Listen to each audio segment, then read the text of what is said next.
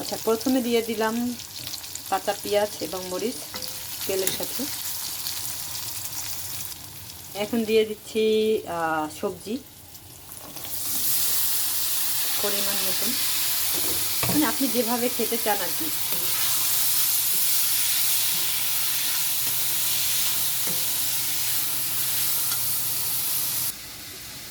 এখন নিয়ে নিচ্ছি আগে থেকে সেদ্ধ করে রাখা নুডলস।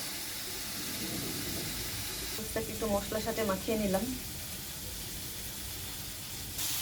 তো সবজিটা ভাজি প্রায় শেষ হয়ে আসছে। এরপরে আমি দিয়ে দিব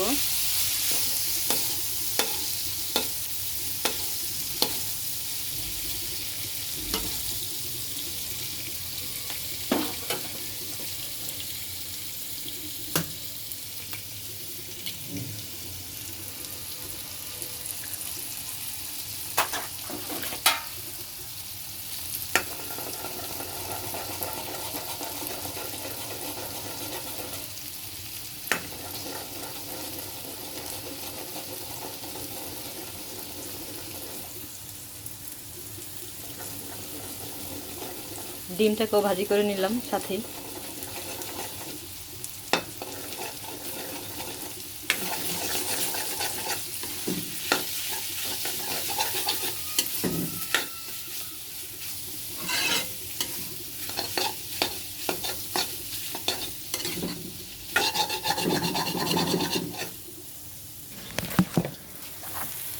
তো এখন দিয়ে দিচ্ছি একটু ধনিয়া পাতা, সাথে দিয়ে দিচ্ছি আগে থেকে মিক্স করে রাখা নুডলস।